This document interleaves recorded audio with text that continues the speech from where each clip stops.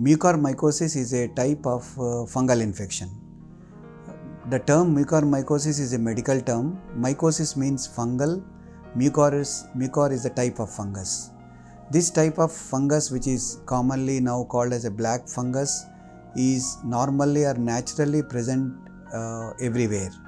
It can be found in the soil or in a decaying vegetables or fruits, and its spores are everywhere. All of us have been exposed to these spores, but in a normal person, the mycotic spores do not cause any harm because of the natural immunity we have.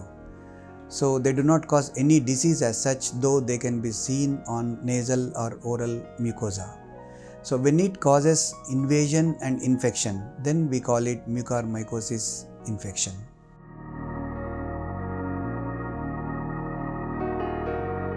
For example, in our KIMS hospital, we used to see 1 or 2 cases a month, the mucor infections. So this used to occur in people who has low immunity, like post-renal transplant cases, or people who have been on medication like chemotherapy for cancer, or very low immunity with very high blood sugar patients, or with blood cancers.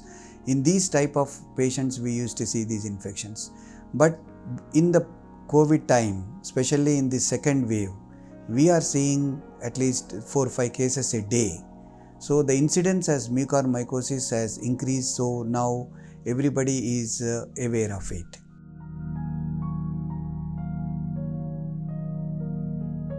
The mucormycosis infection occurs in a post-COVID patient or patient undergoing COVID treatment because of the low immunity, because of the infection is one, and because of injudicious use of steroids, high dose of steroids, and uncontrolled diabetes.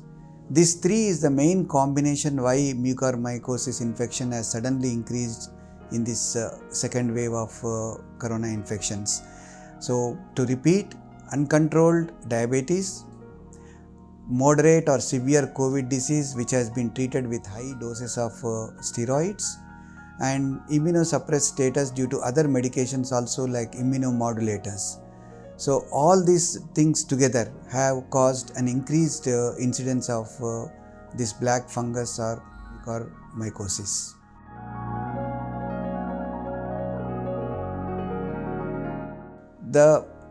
All patients of COVID, post-COVID or diabetic who have been treated with steroids do not get this infection. So one should not be scared of mucormycosis infection. One should be aware of this infection, not scared. All of them do not get infection. So if the blood sugars have been well controlled and steroids have been used judiciously, this need not occur. This occurs only if the immunity has been suppressed for a long time and very high blood sugars. A nasal discharge, which can be sometimes blood stained, or congestion in the nose, can be the early symptom of the disease. This fungus affects the nose first and then sinuses, and can then spread to the eye or even brain. Some of the other areas which it can spread are the lungs when you inhale the spores, or it can be skin if there has been a disruption of the skin, or like example after burn of the skin, or it can be rarely systemic, like it's called disseminated mucormycosis. So the main nasal symptoms which occur first, as I said earlier, are nasal congestion, a running nose, and nasal discharge, a headache, a facial pain, dental pain, and a loosening of the teeth, or black spots on the palate, in the mouth.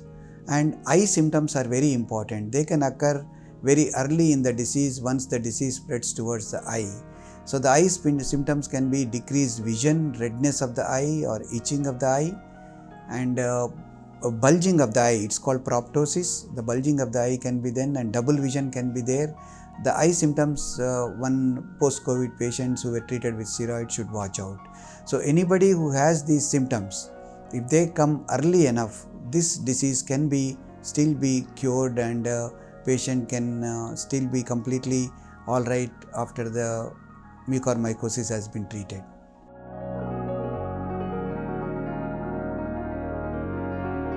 So one would always ask is, why some are getting, why some are not getting.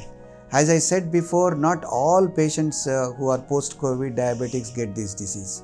So why some get, number one risk factor is poor glycemic control, poor control of the blood sugars either during COVID or after COVID.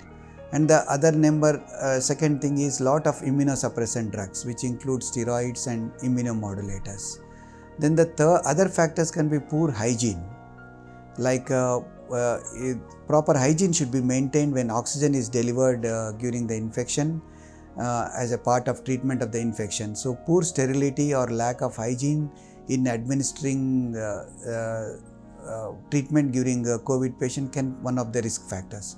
The other risk factor can be when an immunosuppressed patient like post-COVID patient getting exposed to these spores. So the personal hygiene also is very important in the post-COVID period. Like I would say, the regular things like wearing mask still even post-COVID and maintaining the personal hygiene during post-COVID can reduce the chances of these infections. So the main cocktail for this infection to occur is uncontrolled and poorly controlled diabetes with immunosuppressant drugs in the post-COVID period.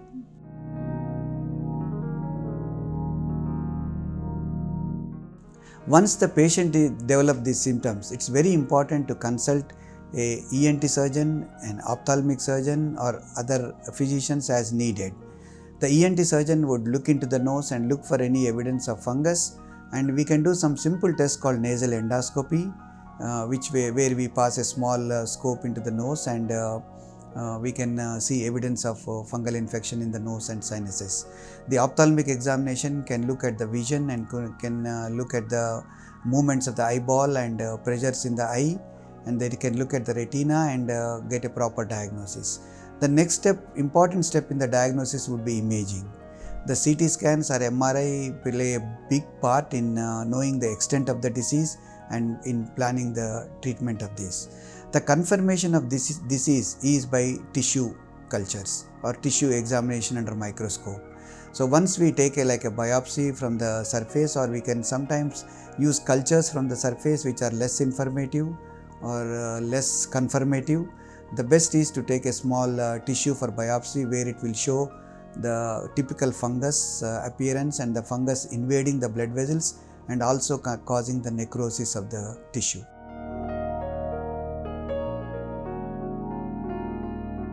The treatment of the mucormycosis infection is mainly surgical debridement and antifungal medications. These two are our main weapons in attacking this disease. The first is surgical debridement. Wherever the disease has gone and caused necrotic tissues, we have to debride, means remove all the tissues. Usually it is an endoscopic surgery. Sometimes we have to decompress the eyeball, and unfortunate patients sometimes if it invades the eyeball proper, they have to remove the eye. So wherever the disease has gone, we follow the disease and remove all the diseased tissues. This is the mainstay of treatment combined with antifungal drugs like amphotericin or posaconazole and isavuconazole. There are these three medications commonly used. So antifungal medications are very important in arresting the spread of the disease and controlling the disease.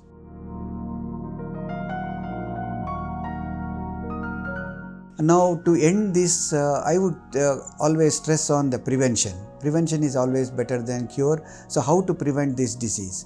So number one would be judicious use of steroids. Like mild disease should avoid using steroids, and moderate to severe disease should use steroids under medical supervision. So using steroids without medical supervision for a COVID patient can be very harmful. The second important thing is diabetes control. So proper control of blood sugars during the COVID or after the COVID period is very useful in preventing this disease. And the third important thing is hygiene. These three: judicious use of steroids, good control of diabetes, and good hygiene during COVID infections, proper sterility and hygiene in giving the oxygen or whatever treatment the patient is taking, and in the post-COVID period, the personal hygiene also will be helpful. If you follow all these, and if one is aware of the disease, not get scared of the disease, we can always try to prevent the mucormycosis infection.